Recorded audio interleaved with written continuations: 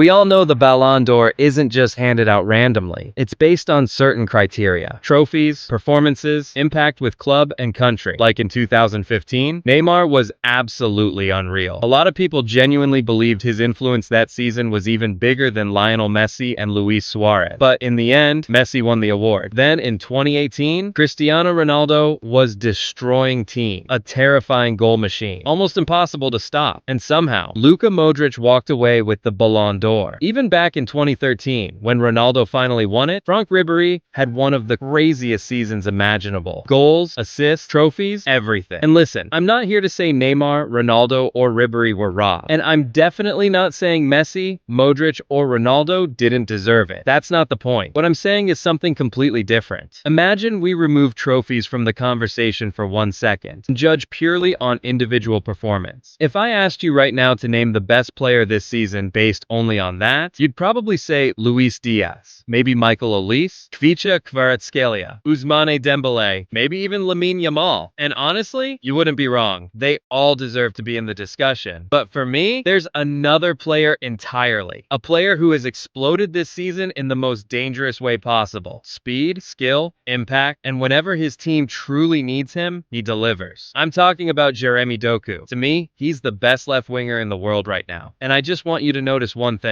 Whenever Manchester City need him in big moments, watch how he appears. Watch his goal against Everton FC, especially in those final moments. You'll immediately understand what I mean. Or his goal against Southampton FC in the Cup. Same story, same fearlessness, same explosion. And if you still don't believe this guy is becoming a real problem for football, stay with me, because I'm taking you all the way back to the beginning, when he was just a regular kid in Belgium, before becoming one of the most dangerous wingers in the world. And before we start, don't forget to subscribe, drop a like on the video, and let's get into the story of Jeremy Doku. Imagine being the fastest player on the pitch, yet people still see you as nothing more than a flashy winger who runs and dribbles. That was basically the early image of Doku. But once I really started looking into his story, I realized it's way deeper than that. Doku was born on May 27, 2002 in Belgium to a family with Ghanaian roots. And from a very young age, one thing stood out immediately. He wasn't just talented, he was fearless. The kid would grab the ball and run directly at defenders without hesitation. No fear, no second thought. That's exactly why he got into the RSC Anderlecht Academy so quickly. And honestly, that's where the real story begins. While most kids his age were still learning the basics of football, Doku was already being treated like a special talent in Belgium. People genuinely believed he could become one of Europe's deadliest wingers if developed properly. And trust me, that wasn't hype, because at only 16 years old, he made his debut for Anderlecht's first team. 16. That's when you realize you're looking at a completely different kind of player. During the 2018 to 2019 season, he started getting more minutes with the senior team. And at that point, it wasn't really about numbers. It was about the feeling he gave you every time he touched the pitch. Every appearance had at least one moment that forced you to pay attention. A dribble, a burst of acceleration, confidence that felt almost unnatural for someone that young. Then, during the 2019 to 2020 season, all of Europe started watching him. Big clubs entered the conversation. Reports linked him with teams like Liverpool FC and Manchester City. And honestly, it made perfect sense. Any defender facing him was suffering. But then came the first real obstacle in his career: injury. That was the biggest thing slowing down his rise early on. Even so, in 2020, Stade Rennes FC decided to spend serious money to sign him. A lot of people questioned the move. Young player, injury issues, no crazy numbers yet. But Rennes saw something different. They saw raw chaos, raw danger. And in France, Doku started changing as a player. He learned that talent alone isn't enough. You need better decision making, when to dribble, when to pass, and when to finish the move yourself. That's where his game matured. His numbers at Rennes weren't ridiculous on paper, but his influence on matches was obvious. Over 90 appearances, around 12 goals, and 10 assists according to Transfermarkt. But honestly, the numbers weren't even the scary part. 1 versus 1, almost nobody could stop him. And that's when I started wondering, why isn't this guy getting more attention? The answer was simple. Fans love final numbers more than the little details happening inside games. But coaches?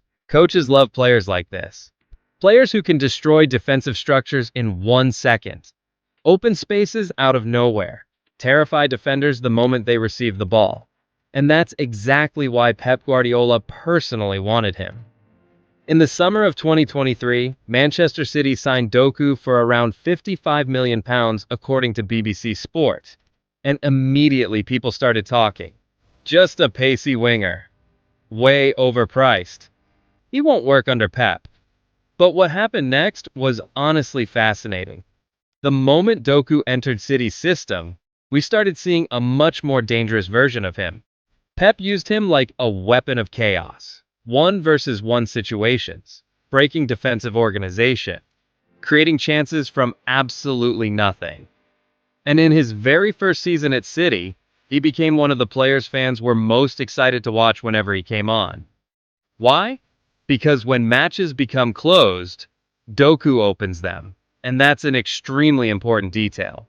Some players have incredible statistics, but limited influence on the actual rhythm of a game. Doku can sometimes be the complete opposite. He might finish a match without a goal or assist, yet still be the player who destroyed the opponent's entire defensive shape. And that's why I truly believe people still don't understand how terrifying this player can be. Even Guardiola once described him as one of the best in the world over the first few meters of acceleration.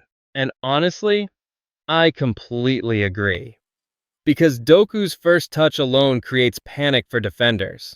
Watch his goals against Everton or Southampton again. You'll instantly understand the point. Whenever City needs someone to create something from nothing, they look toward Doku. And that's probably the biggest reason I believe he's one of the most dangerous 1 versus 1 wingers in world football right now. Even with the Belgium national football team, he's slowly establishing himself as part of the new generation after the era of Eden Hazard and Kevin De Bruyne. But the scariest thing about all of this, he still has so much room to improve. He's still incredibly young.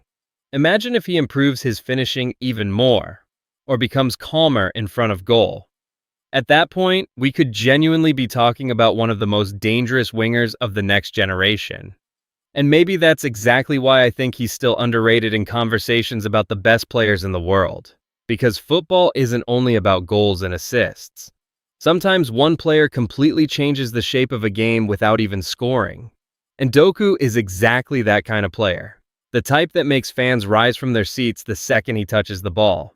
And that feeling? Very few players in modern football can create it.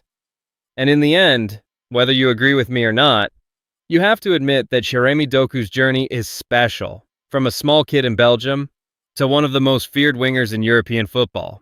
And maybe the Ballon d'Or conversation is still too early right now. But if he keeps developing like this, trust me, the name Jeremy Doku is going to become a nightmare for defenders for many years to come.